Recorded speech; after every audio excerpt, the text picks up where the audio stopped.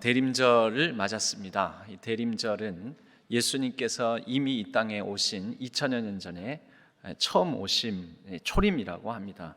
처음 오심, 그 성탄의 기쁨을 우리가 기억하고 기념하면서 보냄과 동시에 대림절을 대강절이라고도 합니다. 대강절. 대강절이 대강 보내는 절기가 아니라 기대한다라는 거죠. 기다린다라는 거죠. 강자는 강림하심을 기다리는 것입니다. 언제 강림하십니까? 우리는 그때와 기한은 시기는 모르지만 다시 오시겠다라고 우리에게 약속하셨습니다. 그래서 우리 주님께서 다시 오심, 그것을 재림이라고 하죠. 재림을 우리가 기억하며 그 약속을 기억하면서 그렇게 주님의 강림을 기다리는 절기. 그러니까 우리는 이미 오신 주님과 다시 오시리라고 약속하신 아직 오시지 않은 주님을 기다리며 그 사이의 삶을 살아가는 것입니다. 교회력으로는 이 대림절이 한 해의 시작입니다. 그리스도력 또는 교회력이라고 하는데, 교회력 하면은 달력 아닙니까? 달력, 한 해의 스케줄. 그 가운데서 절기가 있는 거죠. 절기가 영어로 시즌이라고 합니다. 원래 시즌은 계절 아닙니까? 계절. 이 교회력은 예수 그리스도의 삶, 이 땅에서의 오시고 그리고 고난당하시고 부활하신 다음에 승천하신 뒤에 보내주시겠다 약속하신 성령과 함께하는 성령 강림 절과 성령 강림의 그런 계절들을 1년 사이클로 돌아가면서 우리는 반복해서 예수 그리스도의 생애를 우리도 살아가고 예수 그리스도를 매번 새롭게 다시 만나는 그런 절기가 바로 그리스도력의 교회력의 절기들 시즌, 계절이라고 볼 수가 있습니다. 지금은 어떤 계절입니까? 우리는 겨울이라고 얘기하지만 지금은 이미 오신 주님과 다시 오실 주님을 특별히 더 생각하면서 주님을 다시 새롭게 만나는 절기, 계절, 때라고 우리는 말할 수가 있습니다. 그래서 이때에는 우리가 성경을 묵상하면서도 이 계절에 맞춰서 옷을 입어야 되듯이 여름에 겨울 옷을 입고 겨울에 여름 옷을 입지는 않지 않습니까? 그때 우리가 특별히 묵상하는 말씀들이 있습니다. 그 묵상하는 말씀들이 순환절, 사순절, 고난주간, 부활절 전까지는 우리가 예수 그리스도의 순환, 고난, 십자가의 길을 주로 묵상하지만 이 대림절 기간에는 예수 그리스도께서 오심을 기다렸던 사람들, 그래서 예수 그리스도를 오랜 기다림 가운데서 만났던 사람들, 예수 그리스도를 어떻게 기다렸는지, 혹시 예수 그리스도의 오심을 기다리면서 예수 그리스도에 대해서 오해하고 있는 사람들은 없었는지, 그런 말씀들을 우리가 묵상하면서 우리의 예수 그리스도를 기다리는, 만나기 위한 그 준비를, 자세를 새롭게 하는 그러한 때입니다. 그때에 맞춰서 우리가 말씀을 이렇게 읽고 묵상을 하면 우리의 영성을 키우고 영적 생활을 좀 더 성숙하게 하는데 매우 큰 도움을 받을 수가 있습니다. 여러분, 여름과 겨울에 옷을 바꿔서 입으면 우리 몸에 건강에 안 좋습니다. 그렇지요? 여름에 막 두껍게 입고 그러면 땀 뻘뻘 흘리면서 오리털, 거위털 옷을 입고, 겨울철에 그냥 얇은 삼배 모시옷 입고 그러면은 몸이 상하겠지요. 그 절기에 맞춰서 우리가 말씀을 좀 더 묵상하고 이렇게 나누면 우리의 영성이 더욱더 건강해질 수 있다라는 말씀입니다. 그래서 성탄절 앞두고 고난의 말씀을 묵상하기보다는 이때는 기억과 기쁨으로 또 기대와 소망으로 이미 오신 주님과 오실 주님을 우리가 맞이하는 마음으로 주님을 그 말씀 가운데 깊이 만나는 그러한 시간이 되었으면 합니다. 오늘은 그러한 대림절 첫째 주일 맞아서 이 예수 그리스도의 오심을 먼저 그 길을 예비했던 세례 요한을 통해 대림절을 맞이하는 우리의 만남의 자세와 태도에 관한 말씀을 몇 말씀 나누도록 하겠습니다. 그래서 오늘 제목은 새로운 만남을 준비하며, 여기서 말하는 새로운 만남은 무엇입니까? 매 해마다 돌아오는 성탄절이지만 그러나 매해 돌아오는 봄, 여름, 가을, 겨울이지만 우리가 봄을 맞이할 때는 새봄을 맞이한다 이렇게 하지 않습니까? 그러듯이 우리가 매번 돌아오는 성탄절이지만 매번 또 수십 년 평생 수십 번에 걸쳐서 번째 만나는 대림절이지만 예수 그리스도와 새로운 만남을 우리가 준비하고 기대해 보자라는 것입니다. 세례 요한은 예수 그리스도를 만난 사람이었습니까? 예수 그리스도의 공생애가 시작되기 전에 사촌지간이었다고 하죠. 그렇게 친척 사이였는데 아마도 그 공생애 전에도 만남의 기회가 있었을 거라고 우리는 상상을 해봅니다. 성경에는 나와 있지는 않지만, 그러나 더 중요한 것은 세례 요한은 하나님을 만난 사람이라는 것은 분명합니다. 오늘 말씀에 보면 백성들이 바라고 기다림으로, 백성들의 바람과 기다림이 있었지요. 이때에는 어느 때보다도 그리스도 메시아에 대한 간절한 소망과 기대함이 있었던 시기였습니다. 왜 그랬습니까? 당시 대외적으로는 로마의 지배를 받고 있었고, 그리고 대내적으로는 백성들이 매우 궁핍하고 가난하고 괴롭고 아픈 그런 고통스러운 삶을 살아가고 있었습니다. 그렇기 때문에 그들에게는 대내외적으로 다스려 주실 분, 하나님의 의를 이루어 주실 분, 그래서 다윗 왕국 때와 같이 하나님의 통치를 회복해 주실 그런 다스리는 자 메시아를 기다리고 있었습니다. 약 400여 년 동안 말라기 선지자 이후에 약 신약 시대가 예수 그리스도께서 오시는 그때까지 400여 년 동안 이스라엘 역사, 이 유대 땅 역사에 매우 어두운 시기를 지금 보내고 있었습니다. 그래서 하나님께서 더 이상 특별한 선지자를 통하여서 하나님의 뜻을 말씀하시지 않고 여러 이방 제국들의 지배를 받으면서 매우 지치고 고온한 가운데 있었기 때문에 하나님의 말씀을 그래도 붙들고 살아가는 백성들은 메시아가 오시기를, 그리스도가 오셔서 다스려 주시기를, 그래서 모든 어긋난 것들을 회복해 주시기를 바라고 있었던 것입니다. 여러분, 메시아, 그리스도, 우리는 따로따로 사용하지만 같은 말입니다. 하나는 히브리어고요, 그리스도 헬라어입니다. 같은 말로 구원자, 구원자, 다스려 주시는 분이라는 뜻을 갖습니다. 바로 그러한 존재, 그러한 하나님의 메시아, 하나님의 그리스도를 기다리고 있었는데, 이들 가운데는 이 400여 년의 하나님의 침묵, 어두운 역사의 터널을 지나오면서 그리스도에 대한 다른 오해, 잘못 이해하고 있는 부분도 있었습니다. 그러므로 그리스도를 잘못 이해하고 있었기 때문에 이들이 바라고 기다리는 것도 하나님께서 약속하시고 뜻하신 바와 다른 바람과 다른 기다림을 가지고 있었을 확률이 매우 높습니다. 실제로 그래서 이들은 광야에서 외치는 자의 소리였던 예수 그리스도의 오실 길을 준비했던 세례 요한을 그리스도로 오해하고 착각하게 되었던 것입니다. 그들이 오랫동안 하나님의 침묵을 경험하며 하나님과의 깊이 있는 만남을 갖지 못했기 때문입니다. 15절 말씀에 보면 백성들이 바라고 기다림으로 모든 사람들이 요한을 혹 그리스도신가 심중에 생각하니, 오해가 있는 거죠. 그렇죠? 강하게 광야에서 외치는 자의 소리가 되어서 회개를 선포하고, 너희 백성들아, 옷 2벌 가진 자는 그 1벌을 없는 자에게 나눠줘라. 그리고 먹을 것이 있는 자도 그렇게 하라. 세리들에게는 너희들이 거둬야 될 것 이상을 거두지 말라.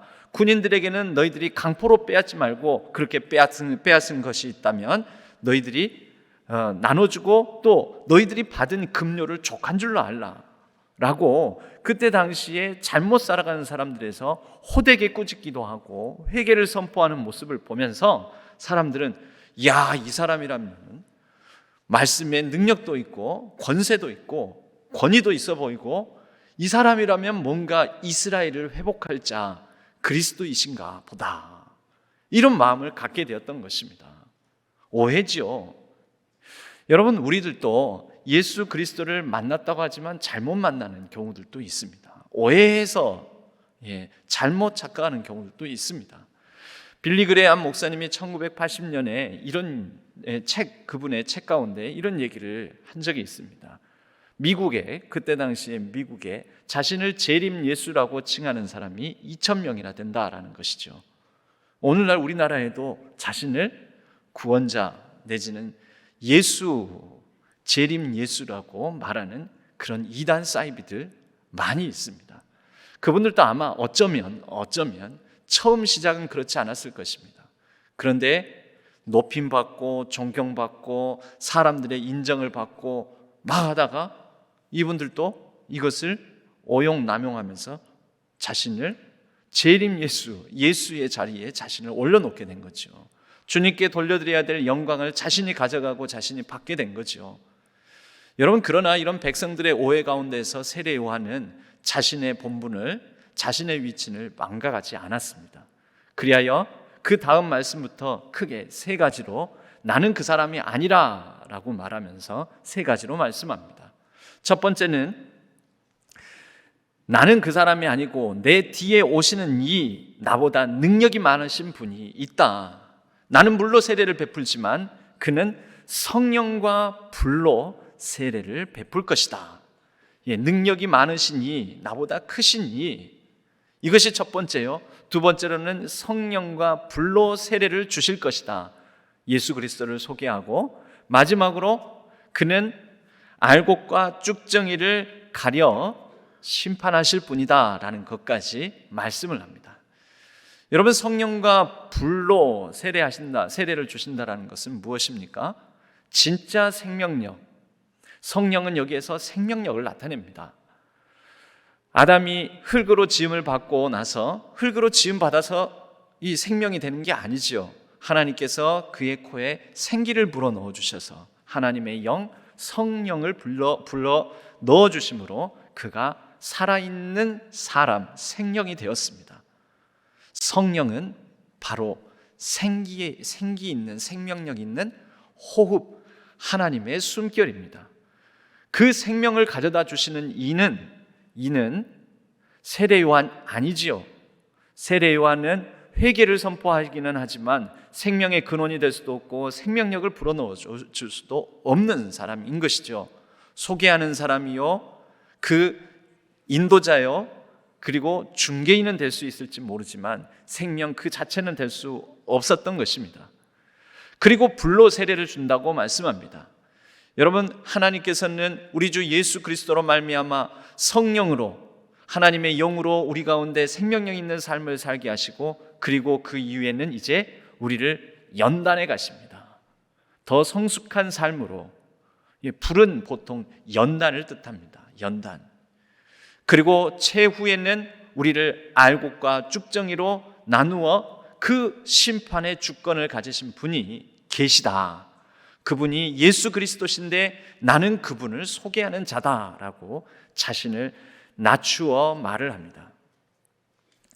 여러분, 이 세례 요한의 모습을 통하여서 우리는 대림절을 맞이하며 바로 그러한 분, 세례 요한보다 크시니, 능력이 많으시니, 세례 요한이 감히 신발끈을 풀기도 감당하지 못할 뿐이라고 여겼던 그 예수 그리스도, 성령과 불로 우리를 세례를 주시며 우리의 삶을 변화의 삶으로 이끌어 가시는 예수 그리스도, 그리고 우리를 최후에는 알곡과 쭉정이로 가려 심판의 주권을 가진 예수 그리스도를 우리가 어떻게 만나야 될지 몇 가지 나눠보고자 합니다.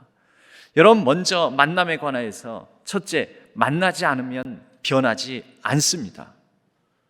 여러분, 따라서 한번 해보시기 바랍니다. 만나지 않으면 변하지 않는다. 여러분, 애완견이나 애완묘를 키우신 분이 있습니까? 애완견은 강아지고 애완묘는 고양이입니다.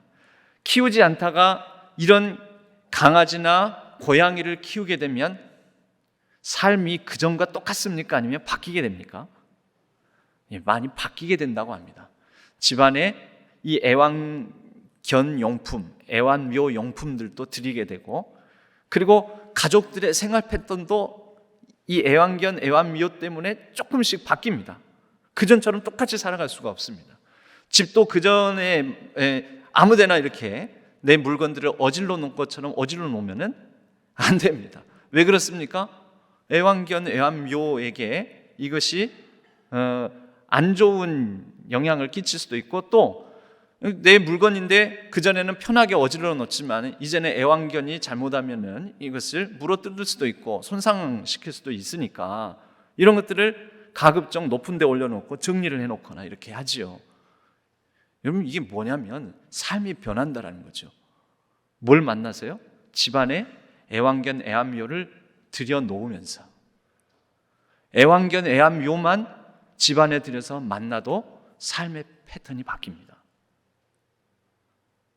그런데요, 예수 그리스도를 만나면, 예수 그리스도를 내 삶에 그분을 초청하여 들여놓으면, 예수 그리스도가 함께하는 삶을 살아간다면 당연히 변해야 되는 것 아닙니까? 삶의 변화가 있어야 되는 것 아닙니까? 여러분, 그런데 예수 그리스도를 만나고도 변하지 않는다면 이것은 어쩌면 애완견, 애완묘를 집안에 들여놓음으로써 이뤄내는 삶의 변화만큼도 이뤄내지 못한다면 어쩌면 우리에게 예수 그리스도는 애완견, 애완묘보다도 더 못한 대우를 우리로부터 받고 있는 것 아닐까요? 여러분은 예수 그리스도를 만나셨습니까? 예수 그리스도를 만나셔서 변화되셨습니까? 변화의 삶을 살고 계십니까? 한 해, 두 해 예수 그리스도를 만난 연수가 늘어나며 그분을 나의 삶에 모셔드리고 초청하여 그분과 동행하는 삶을 살아가며 여러분의 삶에는 삶의 변화의 열매가 맺히고 있습니까? 우리가 이것을 이 대림절 기간에 점검해 봐야 된다는 것이죠. 여러분, 교회를 다니는 성도님들을, 교회를 출석하는 성도님들을 크게 세 부류로 이렇게 나눠볼 수가 있습니다. 첫째, 교회만 다니는 분. 교회만 다니는 분. 둘째, 교회를 다니면서 예수를 아는 분. 그런데 변화는 없는 분. 셋째, 교회를 다니면서 예수 그리스도를 알고 알아가며 삶이 변화된 분. 여러분, 바람직한 것은 어떤 부류이겠습니까? 교회를 다니면서 예수 그리스도를 만나고 예수 그리스도에 인하여 변화된 삶을 살아가는, 여러분, 이것이 우리가 바라고 추구하고 또 봤으면 하는 그런 교회 다니는 사람, 성도의 모습 아니겠습니까? 여러분, 가끔 저희 신앙교회를 얘기하면서 참 성자와 같은 목사님이 목회하셨던 교회, 오래전으로 따지자면 이연필 선생님께서 목회하셨던 교회, 눈물의 성자, 호남의 성자라고 여기시는 우리 이화림 원로 목사님께서 오랫동안 목회하셨던 교회. 그럼 저는 이연필 선생님도 이화림 목사님도 직접 경험해 보지 못했습니다. 성자로 추앙받는 분들이 목회하셨던 교회는 누구를 통해서 확인이 가능할까요? 특히 저같이 직접 경험해 보지 못한 저를 비롯한 저와 같이 이 교회에 새로 오신 분들은 여러분들이 만나셨으면 여러분들의 변화된 모습을 통하여, 여러분이 예수 그리스도를 만났으면 예수 그리스도를 만나 변화된 모습을 통하여 여러분들이 성자, 눈물의 성자, 호남의 성자, 맨발의 성자를 만났다면 그분들을 만남으로 인해서 변화된 여러분들의 모습을 통하여 그 성자 되신 분들이 목회하셨던 그 목회의 열매를 여러분을 통해 보게 되는 것 아닙니까? 그래야 되는 것 아닙니까? 여러분, 저는 가끔 이런 생각을 합니다. 성자 목사님, 그리고 그런 성자 같은 목사님을 기대하고 바람으로 그런 바램들을 많은 성도님들이 갖고 있다라는 그런 이제 말씀도 듣고 생각을 읽습니다. 그런데 여러분, 왜 성자는 목사에게만 나와야 될까요? 성자 목사님, 목회자를 경험해 하셨다면은 성자 장로님, 성자 권사님, 아니 이름이 성자가 아니고요. 성자 집사님, 성자 성도님도 있어야 되는 것 아닙니까? 그래야 맞는 것 아닙니까, 여러분?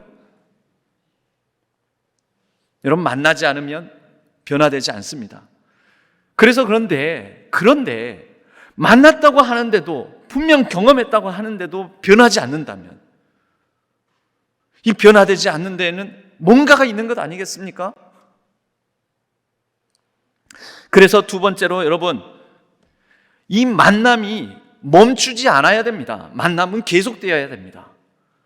이 계속되는 만남 속에서 변화가 일어나야 됩니다. 이 변화를 위하여서는 여러분, 세 가지가 필요하다고 생각합니다. 먼저는 여러분, 우리의 궁극적인 변화는 성자, 목회자, 성자, 목사를 만나서가 아니고, 성자와 같은 성도를 만나서가 아니고, 궁극적인 우리의 인생의 변화는 진정한 성자 예수 그리스도를 만나서 변화되는 거잖아요. 그러자면 성자 예수 그리스도, 하나님의 아들, 거룩하신 아들 되신 예수 그리스도를 알아야 되는 거죠. 알아가야 되는 거죠. 그분을 더욱더 깊이 있게, 진리 되신 그분을, 모든 성경이 증언하는 그분을 우리는 알아가야 되는 거죠. 더 깊이 있게. 여러분, 구약을 그래서 성경을 이렇게 정의를 내리기도 합니다. 성자, 거룩하신 아들 예수 그리스도를 중심으로, 기준으로, 구약을 오실 예수 그리스도에 대한 말씀으로, 신약을 오신 예수 그리스도에 대한 말씀으로, 그리고 신구약을 통틀어서 우리는 이제 다시 우리 가운데 오시겠다라고 하시는 하나님의 언약의 말씀으로.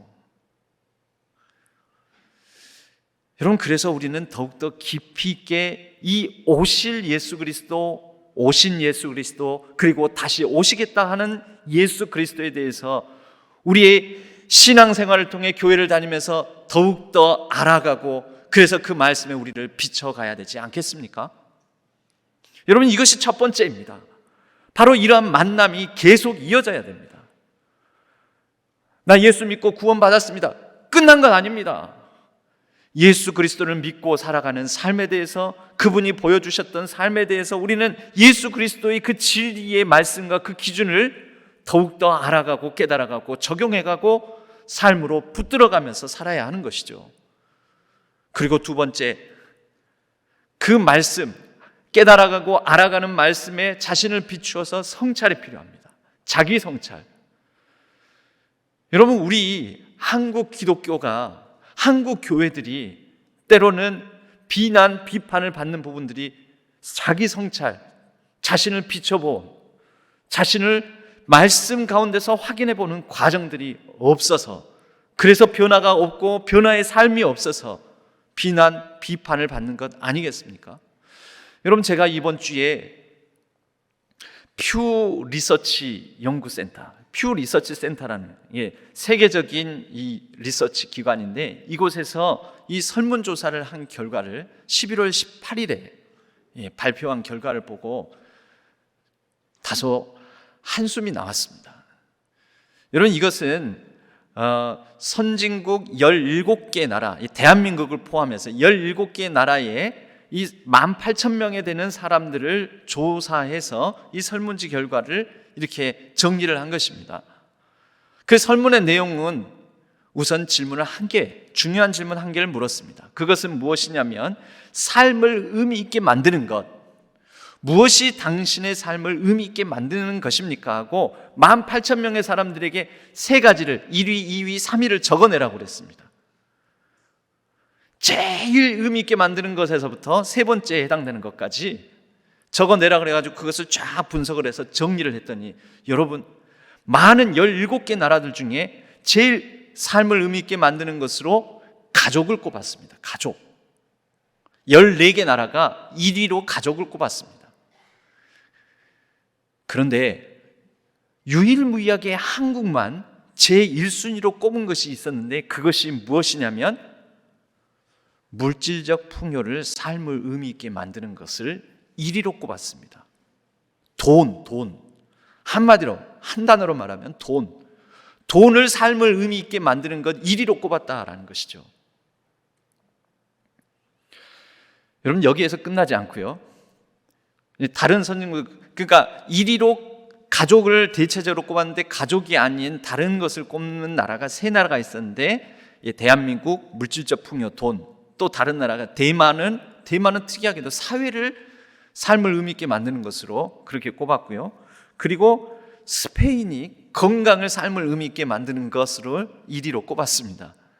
그런데 여기서 끝나지 않고 바로 그렇게 의미 있게 만드는 것 순위 이것을 가지고 정리를 하다가 보니까 그래도 삶을 의미 있게 만드는 것, 여러분, 그래 신앙이나 뭐 이런 종교, 이 영적 생활 이런 것들을 의미 있게 1위로 꼽은 그 비율을 한번 그래도 살펴보자 해서 봤더니 종교 곧 영적 생활을 1위로 꼽은 사람들이 그래도 몇 명이라도 소수라도 있지 않겠습니까? 그 1위로 꼽은 비율이 미국이 가장 높더라는 것입니다. 미국 사람들 중에는 15%가량이 그래도 종교 영적 생활을 1위로 꼽았다고 합니다. 그래서 한국인들은 그러면 종교 영적 생활을 1위로 꼽은 사람이 어느 정도 비율이나 되나 다른 나라들과 비교를 해봤더니 꼴찌입니다. 꼴찌. 약 1%. 한국인들 가운데 1%의 사람들만 종교 영적 생활을 삶을 의미 있게 만드는 것이라고 꼽았다라는 것입니다. 여러분, 대한민국 인구로 만약에 환산을 한다면 5천만 명 중에서 1%면은 몇만 명입니까? 50만 명. 50만 명 정도만 종교 영적 생활을 삶을 의미 있게 만드는 제1순위로 꼽았다라는 것입니다. 이 가운데는 기독교, 불교, 다른 종교인들까지 다 합친 것이기 때문에 그 50만 명 중에서 기독교인들은 몇 명이나 될까요? 여러분, 다시 그럼 질문을 드리겠습니다. 우리나라에 교회 다니는 사람 기독교인이 몇 명이라고 우리는 꼽습니까? 몇 명이라고 우리는 생각하고 있습니까? 50만 명보다는 많죠. 한 1000만 명, 심지어 1200만 명까지 꼽은 적도 있고 그러는데 요즘은 좀 많이 겸손해져 가지고 한 800만 명, 700만 명 이렇게 얘기를 합니다. 800만 명, 700만 명이라고 합시다. 800만 명이라고 합시다. 그런데 그 800만 명 가운데서도 내 삶을 의미 있게 만드는 것 1순위로 예수 그리스도, 나의 신앙생활을 꼽지 않는다라는 것입니다. 아까 말했잖아요. 다른 종교들까지 다 합해서 대한민국 인구 중에 1순위로 종교 영적 생활을 1위로 꼽는 사람이 1%, 대한민국 인구로 한 사람은 50만 명밖에 되지 않는다니까요. 그러면 여러분, 우리가 교회를 다니면서 오직 예수 그리스도가 나의 삶의 유일무이한 진리이시며 나는 그분을 믿고 그분이 나를 다스리시고 그분은 나의 왕이십니다 라고 고백하는 우리의 고백은 진실할까요? 거짓일까요? 여러분, 이런 가운데서 무슨 변화의 삶이, 그리고 더 나아가서 교회 밖에 무슨 변화의 원동력이 우리 그리스도인이 될 수 있겠습니까? 과연 우리는 예수 그리스도를 만나고 살아가고 있는 것일까요? 그분과 함께 우리는 동행하고 있습니까? 여러분, 진짜로 주 예수보다도 귀한 것은 없네. 세상 부귀영화, 물질 어떤 것보다도 주 예수가 가장 나의 삶의 최고의 가치입니다 라고 진정으로 고백하고 계십니까? 대림절은 바로 이것을 점검하고 돌이켜보고 우리를 성찰하는 그런 시간입니다. 이때 우리는 예수 그리스도를 새롭게 만나야 됩니다. 그분을 알아야 됩니다. 그리고 그분 앞에 우리 자신을 돌아봐야 됩니다. 그리고 여기서 끝나는 것이 아니라 세 번째로 용기 있는 결단과 더불어 삶의 새로운 습관을 만들어야 합니다. 여러분, 그리스도인들만의, 기독교인들만의 습관이 있습니까? 기독교인들만의 어떤 행동 방식이 있습니까? 한국 사회, 한국 교회 안에 그리스도인들, 딱 보면 저 사람은 다른 건 몰라도 저 사람 행동을 보면은 그리스도인이 맞아. 일주일에 한 번 교회 가는 거예요? 아니죠. 그거 아닙니다. 그리스도인을 보면 그러한 삶 가운데 어떻게 자기 것을 내어놓고 움켜잡으려 하는 것이 아니라 뭔가 포용력 있고 온유하고 겸손하고 낮아지고 사람들을 격려하고 위로하고, 딱 보니까 예수 믿는 사람이네, 딱 보니까 교회 다니는 사람이네, 딱 보니까 그리스도인이네. 여러분, 이런 용기 있는 결단과 삶의 새로운 습관, 그런 것들이 우리 가운데 있어야 하지 않겠습니까? 여러분, 오늘날 교회 다니는 사람, 그리스도인들을 특징 짓는 어떤 행동 양식이 무엇이 있습니까? 일주일에 한 번 교회 가는 것? 아니면 술 안 마시는 것? 담배 안 피는 것? 뭡니까 도대체? 그러나 여러분, 방금 말씀드린, 제가 우선 세 가지만 꼽았는데 이 세 가지가 정말 그리스도인, 예수를 만난 사람이라고 특징 짓는 그런 구체적인 행동 양식, 고작 이것뿐입니까? 여러분, 성탄의 기쁨을 우리가 누린다고 하면서 교회 안의 기쁨이 아니라 교회 밖의 기쁨으로 우리가 나아가기 위해서는, 여러분, 성탄절에 선물 받을 그런 기대감 가지고 계시나요? 아니면 우리 가족, 우리 자녀들을, 우리 손주들에게 선물 줄 그런 생각을 가지고 계시나요? 여러분, 성탄절 무렵이 되면 오히려 이 지역사회의 주변에 많이 나누고, 내 자녀들 거 사면서, 우리 손주들 거 사면서 내가 한 개만 더 사서 우리 주변에 이런 선물이, 내 아이들이 필요하다면, 내 손주들이 이렇게 기뻐한다면 이거 받고 좋아할 사람 있지 않을까? 여러분, 이것도 사실은 작은 용기 있는 결단이죠. 우리 집 생활 필수품, 특별히 다른 계절 말고 이 시즌, 이때만이라도, 한 12월 달만이라도 우리 집 생활 필수품 늘 사잖아요. 화장지, 치약, 샴푸 이런 거 사시지 않습니까? 생활 필수품 사면서 나도 생활 필수품 하나만 더 사볼까? 그리고 이것은 기부하자. 우리 집 밖으로. 필요한 사람 분명히 있을 거야. 여러분, 이런 거 한번 해보면 얼마나 좋겠습니까? 우리 가운데 머무는 것이 아니라 예수 그리스도를 만난 사람들은 초대교회 때부터 이러한 행동 양식을 가졌고, 그렇게 나누었고, 그렇게 보여주었습니다. 그래서 예수 그리스도를 만남이 그냥 만났다라는 입술의 고백이 아니라 삶의 행동의 변화와 양식으로, 그래서 그 사회를 변화시키는 원동력으로 작용을 했습니다. 그래서 로마를 변화시켰고, 전 세계에 예수 그리스도를 믿는 사람들이 그 환난과 핍박 속에서도 늘어났던 것입니다. 여러분, 세례 요한도 예수 그리스도를 다 이해하지 못했습니다. 물론 오늘 말씀 가운데 이렇게 예수 그리스도를 소개하였지만 세례 요한조차도 나중에 예수 그리스도의 사역을 제자들을 통하여서 들었을 때 제자들을 통하여 다시 묻게 됩니다. 오실 그이가 당신 맞습니까? 아니면 우리가 다른 일을 더 기다려야 할까요? 진짜 메시아 맞냐고, 진짜 그리스도 맞냐고. 예수님께서 대답하시죠. 저는 자가 일어서고 걷고 병든 자가 낫고 자유함을 누리는 역사를 봐라. 그리고 이것을 통하여 오실 그이가 메시아 맞냐라는 질문에 대해서 답을 해라. 너희들이 본대로 얘기를 해라. 세례 요한에게는 오해가 있었습니다. 세례 요한조차도 예수 그리스도에 대해서 다스리는 자, 좀 더 힘있게 통치하는 자로서의 메시아상을 기대했었는데 그렇지 않으니까 죄인들과 더불어서 먹고 마시고 병약한 자들과 약자들과 더불어서 함께 하시는 예수 그리스도의 모습을 보면서 오실 그이가 당신이니까 했던 것이지요. 그렇지만 세례 요한은 그렇게 예수 그리스도에 대한 의심도 있었고 또 오해도 있었지만 그의 일평생을 통하여서 예수 그리스도를 그의 삶의 가장 존귀한 자로 높이는 삶을 살았습니다. 그래서 그는 또한 제자들에게 이렇게 말하지 않았습니까? 그는 흥하여야 하겠고 나는 쇠하여야 하리라.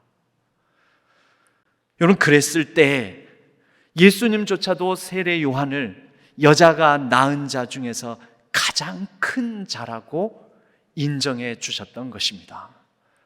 사랑하는 신안의 성도 여러분, 이 대림절 기간 예수 그리스도의 오셨던 초림과 그리고 다시 오실 예수 그리스도를 기다리는 대망하는 이 기간 중에 우리도 예수 그리스도를 더욱더 깊이 묵상하고 만나면서 우리 주님이 흥하시고 나는 쇠하여지며 그리하여 오히려 세상이 아닌 우리 주 예수 그리스도로부터 가장 큰 자라고 인정받고 칭찬받는 귀하고 복된 우리 모든 성도님 되시기를 주님의 이름으로 간절히 축복합니다.